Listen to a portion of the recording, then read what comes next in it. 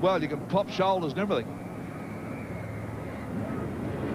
All right, let's have a look at our lineup here. Alexandra Headlands from Queensland, Mona Vale, New South Wales, North Cottesloe, A from Western Australia, Metropolitan Caloundra from Queensland, Bulli, New South Wales, Bilgola, A, New South Wales. Now, I must make amends for the reserve grade final. Talabudra did take that from DY.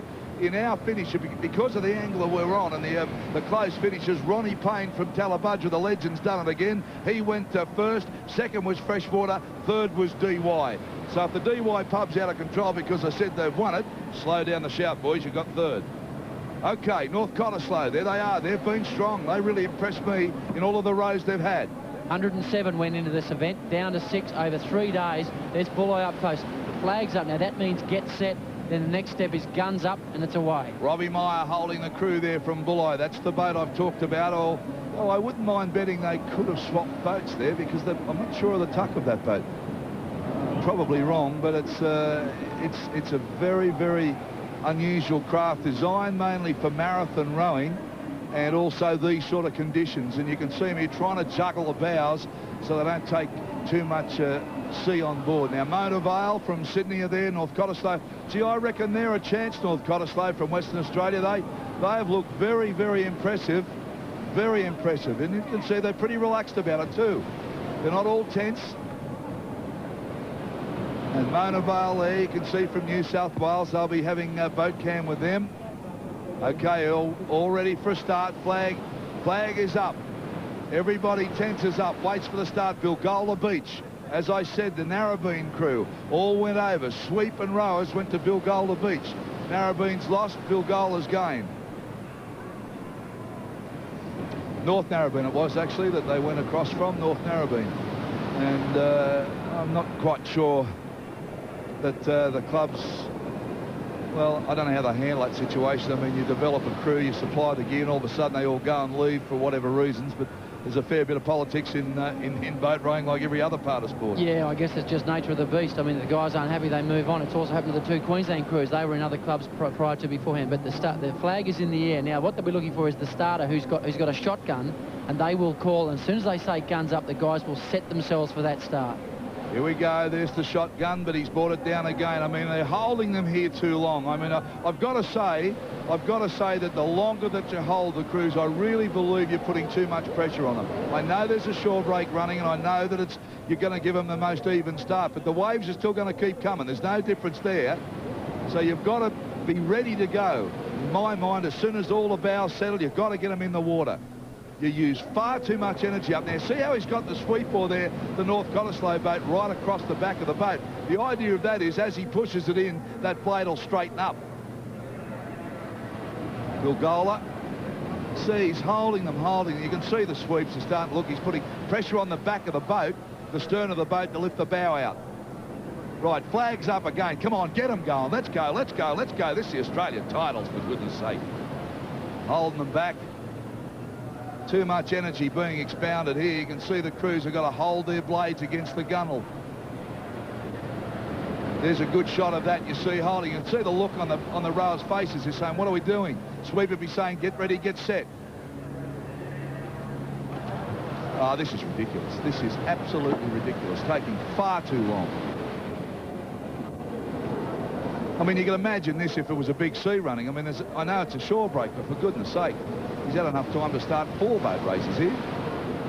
You can see the look on the rowers' faces. What's happening? Let us go. They've all warmed up. They've psyched up. They'll all be cold before they get going. Vale.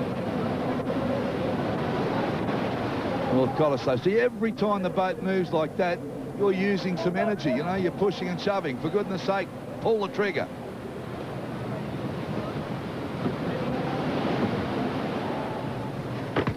Here we go, finally get away. Now don't tell me that happened 15 times they could have got away. That's what he's trying to do, settle the boats down so everyone gets an even start. Away they go. Bilgola, there's Mona Vale. They've got into their stride very well, very quickly. North Cottesloe, I like the look of these guys. They look like they mean business.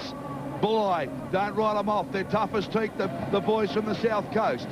Metropolitan Caloundra, don't know much about them. Well, the North Cot guys have been the talk of the boats most of the weekend. They've been saying, these guys look good, these guys look good. But we're down to the best 6 in the country at the moment, and their season is at stake over this race. That's Mona Vale. Tell us about the Queensland crews. Well, the 2 Queensland crews, the North Caloundra, well, the Met Caloundra swept by Josh Hopkins were North Caloundra. They switched over. The Jamie McKinless, he sweeps the Alex guys. They were Maroochydore, switched over this season. Josh Hopkins, who we see him now. Now, Queensland, 2 Queensland crews in there is a great thing for Queensland, and in these sort of conditions it's just pure speed. It's who's got the racing ability and who does the best boy turns. All right, in they come to contention now. Bilgola in the yellow boat, you can see that's the maroon boat of Bulli in the second pass. Mona Vale, they're in contention there. Nothing in between them at the moment. Bilgola A from New South Wales, Bulli from the south coast of New South Wales, Mona Vale from Sydney. So the 3 big guns at the moment, but there's North Cottesloe. They've come into position now. Alexandra Headlands are only just a little bit back. This is why these turns are so critical. Now the sweeps won't get blown off the cans today. There's not enough wind. But you've really got to judge it. You saw by the incident we showed you what can happen. That happened yesterday, but because of the turning circles, you've really got to put the bow right on the cam when you do the turn. Alexandra Headland now getting urged on by their sweep. He knows it's important at the turn. Mona Vale staying with them. Bilgola, you can see in the yellow boat. If anything, Bulli's probably dropped back a fraction. 500 metres out to sea going into that turn. Now 11 to 12 months of training can come to an end on these turns. Here's the cans, there's the boys. In they go, bang, round they go. Look at the sweeps underneath the blades, getting as much leverage. There's the 3rd stroke. They're away and 4, Alexandra Headland. That's a very good turn. Bilgola also turned well. Bulli can just see their bow. There's nothing in this. The 2 front runners though, Alexandra Headland and Bilgola. Jamie McKinless, Alexandra Headland driving them home. Now, this is where the work's got to be done. This is where, what work have you put in? Bilgola, Mona Vale, Bulli, all up there. But this is how much money we got in the bank, guys. How much work have we done? How many gym sessions?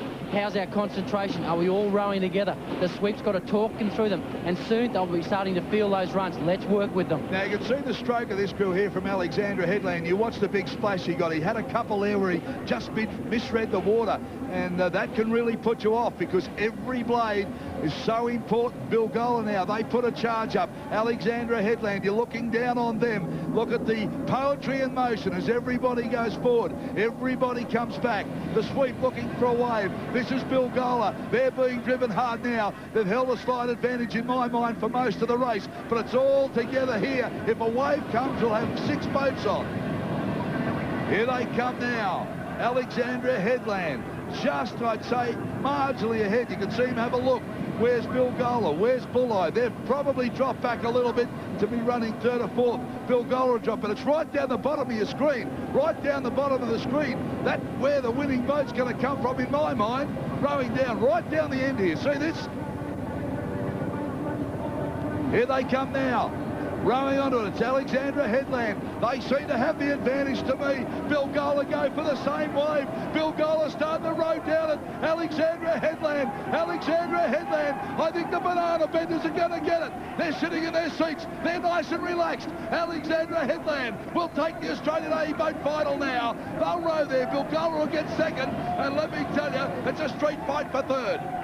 Alexandra Headland hit the beach now. They're the new Australian champions. And I tell you what, Bilgola under siege here for 2nd place. Oh, the rest of them are starting to row them down. I'm not sure. Bilgola got there because the angle of the flag is a long way from us. Certainly Alexandra Headland has won it. I would say Bilgola got 2nd. But after the predictions, I'm a bit reserved to go because on the angle I'm at, it's very deceiving. The line of finish is just out past that breaker line, so sometimes you can get a little confused. We'll bring you up to date with that, the A-boat final, but the Queenslanders got it. Back shortly. Stay with us, Australia. The Ironmen are coming out shortly.